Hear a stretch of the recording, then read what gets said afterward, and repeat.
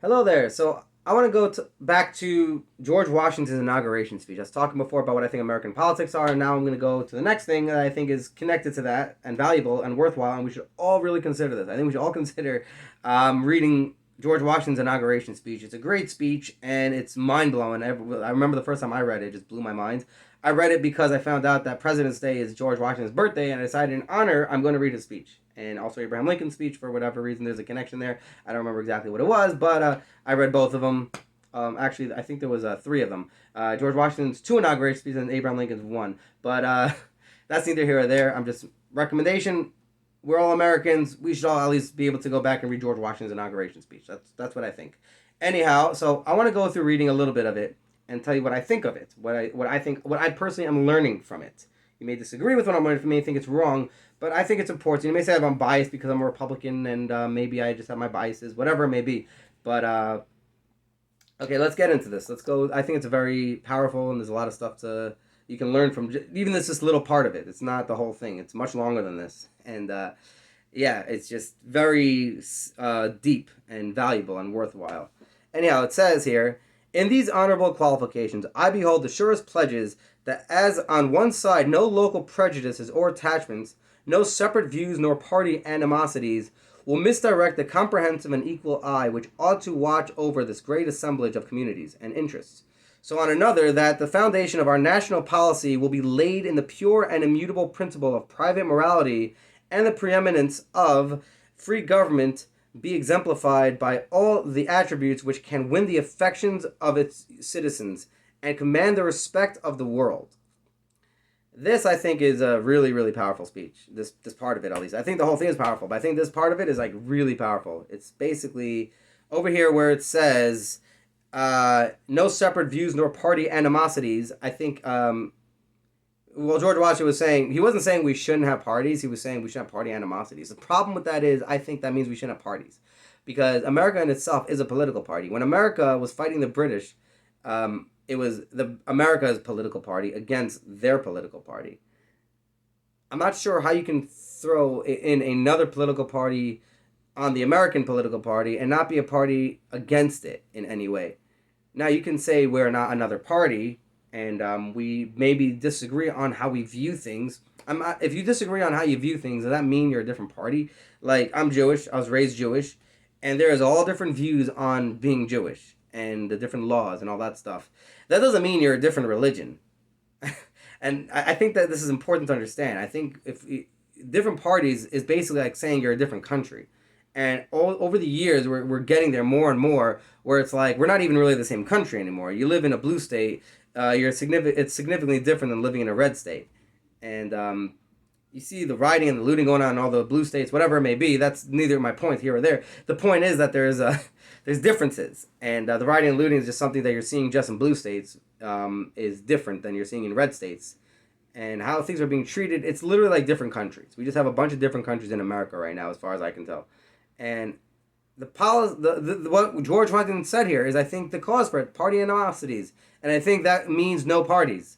I think we should just be the American party, and that's what I personally learned from this. I think this is George Washington basically saying we should not have political parties. We should all be independent and vote for people that are for the Constitution and for the American way. And the American way, in and of itself, is a political idea in itself that we should all be a part of. You could disagree on the ins and outs of it, but it doesn't necessarily mean you're a different entity. Once you decide Democrat and Republican, you're making yourselves different entities that can be at odds with one another and go at one another and cause a war between one another, whatever it is. This country didn't start with political parties, and I think that was for a reason. And it developing political parties was, I think, a mistake. No matter, even though it goes far back to close to the beginning of it, it goes back to, where does it go back? The Whigs go back, and there was before the Whigs, there was the Democratic Party goes back to Jackson. I don't know, I can't think about it right now, but it goes all the way back to the beginning, basically. But so basically, from the beginning, I think this country is already screwing up, messing up, and we got to fix it. I don't think that was ever fixed. I think we just accepted and agreed on these things, and I think that was a problem.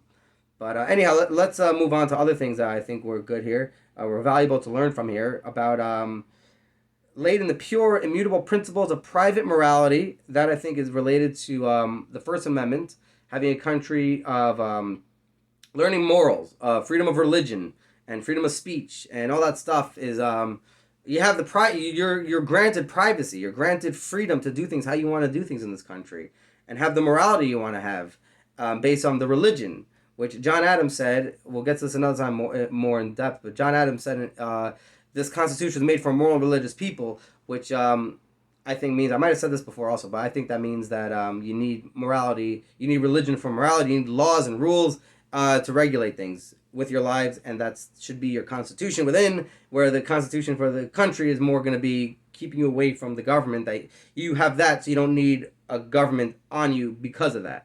So that's whatever it is. So you have the morality here for that, and it's talking about basically, I think, being such good people that we as a nation will be so good we can win the affection of the citizens based off how we're supposed to be as a government, for freedom and all that stuff, and not having animus with one another. It will earn the affection of the citizens. I think that's for the government, and then that will earn the affection and and command the respect of the world. The word command is very powerful. It's basically, people will look at us like, wow, this is an incredible country. Look at the way the government has respect for the people, and the people have the respect for the government, and they go hand in hand with one another, where they can be one entity that we can just look upon and be in wow of it, for in awe. And it will literally just, they'll look at us and command respect. And once we are fighting any of this in any way, I'm not saying we should view George Washington's word as like the word of God or anything like that. I disagree with it. I think that I think talking about party animus and my view on it, that party animus means not to have parties and all that stuff, we're just going to be, we're definitely not viewed like that right now. We are, to some extent, we always have been to some extent viewed as like the land of the free that people want to go to, which is an incredible thing. But we could do better, and we should do better. And we should also understand what we have and what we're voting for and what we're fighting for in this country. And that we're fighting for freedom. And that I just think my bottom line message from what I'm getting at here, from what I learned from that, is I think we shouldn't have parties. I think we should view things more left and right. So we should be, left is more away from the Constitution. You disagree, which you have the right to do. You have the First Amendment right, and you could be right. It could be there are things in the Constitution that are wrong. It's not from God. It's not a perfect document. It could be there's things that are wrong there. So you can be, I'm more away from the Constitution. And that could be, and that in this country should be something that can be respected, but it doesn't push you as part of a political party. It's like, okay, you're part of the American religion, let's say, because when you're part of Judaism, you have different views on Judaism. You're still part of Judaism. You just have different ways of going about it. And then you're part of America, you have different ways of viewing it. It's the same idea. Rather than you have Christians and Jews, they're different religions, and they're just going to do things very differently with their lives entirely. Where you have Democrats and Republicans can be the same with their philosophies for this country, and you can be moving away from this idea of America being the political party that we should all be a part of. So that's what I think. We should go left and right. Right is more for the Constitution, left is more away from the Constitution, and sort it out. Get into the arguments, debates, whatever it may be, and figure out, well, maybe the Second Amendment isn't right. Maybe we should actually tweak the Second Amendment a little bit. I may disagree with that entirely, but we should be able to have these conversations and be part of our own, be part of the American party system while doing that as well. And be able to not be part of a mob system. The Republican Party and the Democratic Party is a mob. I saw the other day in Congress, someone went to Congress, a Republican woman, she went to Congress and she's like, I think we should add to the Civil Rights Act political affiliation. There should be no prejudice against blacks, women, or whatever's in the Civil Rights Act. I don't remember off the top of my head. I'm going to get to that next time. We're going to talk about the Civil Rights Act and my problem with the Civil Rights Act. I actually disagree with the Civil Rights Act. I'll explain that next time. But I think that's asking for the government to get more involved in people's lives, and it's a problem, and it's something that the fact that she's asking for a political affiliation to be a thing is a problem in and of itself. The political affiliation should be American affiliation. You're politically affiliated with America. It shouldn't, this mob mentality it's causing this animus. The political parties are causing the animus with the mob, which is just destroying us from the inside out. And I think a big help would be we all try to get away from considering yourself. I'm hesitant to even say I'm a Republican, just because I see what's going on in this country. I'm more inclined to say I'm a conservative. I'm for the Constitution, the constitutional ideas. I'm more, I would say, right. And I think we should all be able to just do that. Maybe it would be helpful if anyone watching this video comes out there and starts telling the people in their lives in general, just says, like, you know something?